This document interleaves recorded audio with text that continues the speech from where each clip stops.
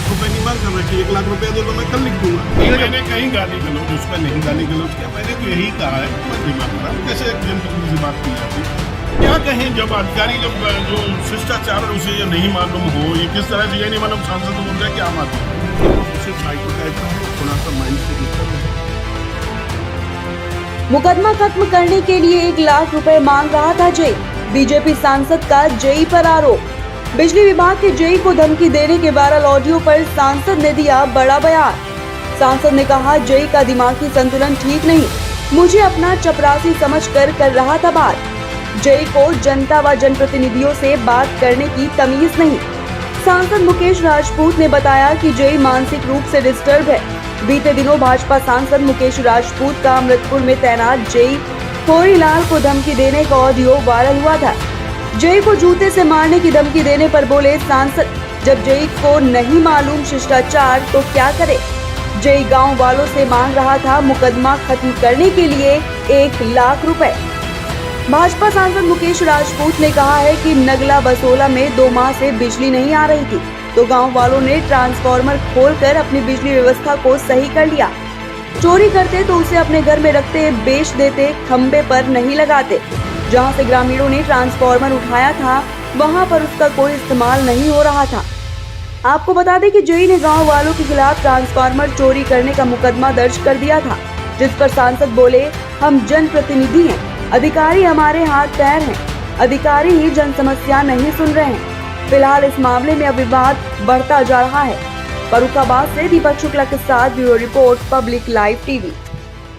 सांसद जी का जेई का ऑडियो वायरल हो रहा है, जिसके साथ क्या है मामला?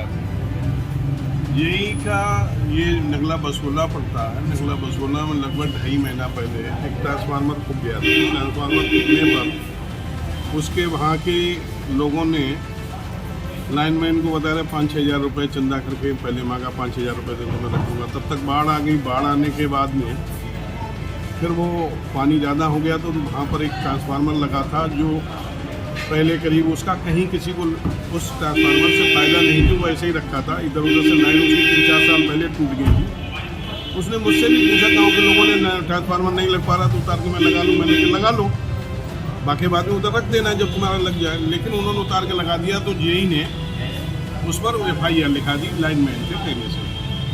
अब उन्होंने जब FIR लिख गई, उन्हें बताया तो मैंने कहा तुम खोल के रख दो। मेरी एक्सीएन साहब से बात हो गई। एक्सीएन साहब से भी मैंने 3 दफ़े इसके लिए कहा। एक्सीएन साहब ने 3 दफ़े जेई से भी कहा कि उसको अब लिख दो। उन्होंने गाँव के लोग अकेले चोरी नहीं, चोरी करने के उद्देश्य से तो कोई आदमी चोरी करने जगह 1 जाएगा 2 जाएगा तो वो चौराहे पर या तिराहे पर खम्मा पर नहीं लगाएगा। वो तो ले जाके कहीं अपने घर में रखेगा, भूसे में रखेगा, या कि कबाड़ी कहाँ बेच देगा, तेल कहीं बेच देगा।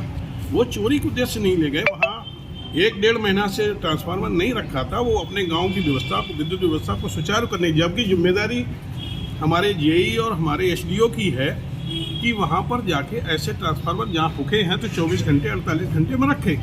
अब जब वो अपना काम नहीं कर पाते, लेकिन कहीं गाँव के लोगों ने, किसान जो गांव से बाढ़ से डूबे हुए ऐसे लोगों ने अपना ट्रांसफार्मर लगा लिया और जो व्यर्थ में रखा हुआ था उसे चोर भी चुरा सकते हैं, या बाढ़ आई हुई उसमें भी बह सकता था।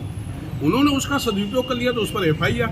एक्शन ने भी कई बार कहा, लेकिन एक्शन ने कहने के बावजूद उसने कहा एक्शन क्या, एक्शन साहब के दादे भी कहें तो मैं नहीं ऐसा करूँगा। तो मुझे लगा कि लाओ मैं सांसद हूँ तो मेरी ही बात मान लें, इसलिए मैंने कहा। तो वो उसका जो वे ऑफ टॉकिंग था, जो उसका बिहेवियर था बात करने के लिए, मैं कह रहा हूँ कौन साहब बोल रहे हैं, आपका शुभ नाम क्या है, वो ऐसे बोल रहा है जैसे जब अपने किसी चपरासी से बोल रहा हूँ। एक जनप्रतिनिधि से बोलने का अलग से लहजा होता। कभी भी हम किसी से भी कहते हैं, चाहे लेखपाल से कहें या कानूनगो से कहें, अधिकारी से कहें, किसी से भी कहें, जबकि मैं बड़े सम्मानित स्थिति में बात करता हूँ, लेकिन उसका वे ऑफ टॉकिंग बोलिए, बताइए, जैसे मालूम पड़ता मैं उसका चपरासी हूँ। मानसिक स्थिति ठीक नहीं है क्या?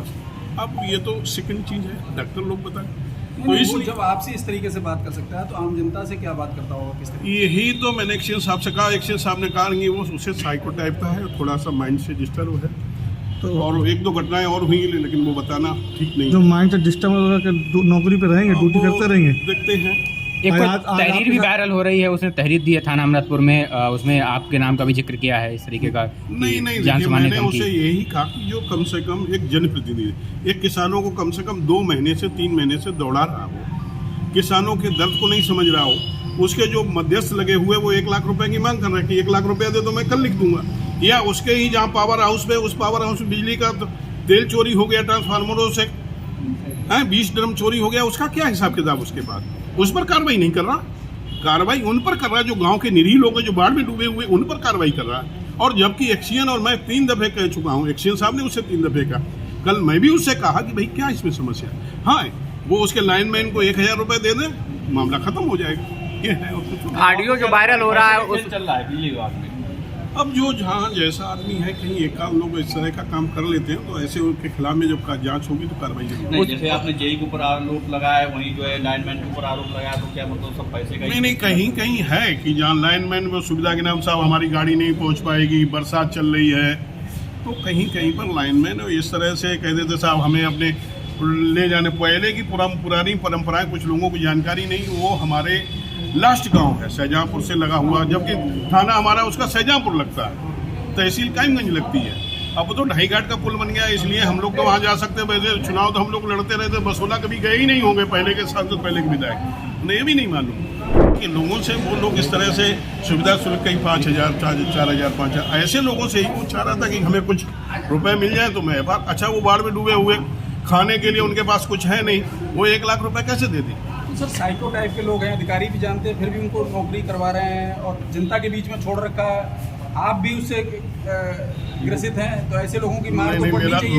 मेरा तो पहली बार ऐसा वाकया पड़ा उसे, जबकि मैं विशेष करके एक स्वास्थ्य विभाग में और बिजली विभाग में, 2 विभागों में मैं उच्च अधिकारियों से बात करता हूँ, नीचे बात नहीं करता हूँ। वैसे हो राजस्व विभाग में हो तो मैं लेखपाल से, कानून गो से भी बात कर लूँगा, पुलिस का मामला हो मैं होमगार्ड से भी बात कर लेता हूँ, दरोगा से भी बात कर लेता हूँ, लेकिन इसमें थोड़ा सा चक्रा है। तो जेई के खिलाफ क्या कार्रवाई की संस्तुति की जाएगी आपकी तरफ? अब देखेंगे, काम ठीक करेगा तो ठीक है, नहीं करेगा तो एक्सीजन विवाद हुआ तो इसी बात को लेकर तो क्या बिजली विभाग से ही?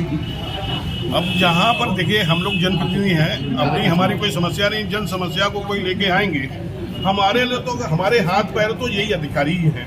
और अधिकारी हमें जब हमारी जन समस्याओं का, हमारे लोगों की समस्याओं का, किसानों की समस्याओं का, आम जनमानस की समस्याओं को नहीं सुनेंगे तो मेरे पास क्या आता? कभी कभी ये लगता है कि सांसद, कुछ लोग कहते हैं सांसद जी ने दमदारी से कहो। अब कोई अधिकारी ना सुने, जो महीना 3-3 महीना 4-4 महीना तक टर्क आए और नजरअंदाज करे और उसका बिहेवियर भी ठीक ना हो तो क्या कर सकते हैं? तो परेशान हूँ, सांसद जी ने मेरे साथ गाली गलौज किया।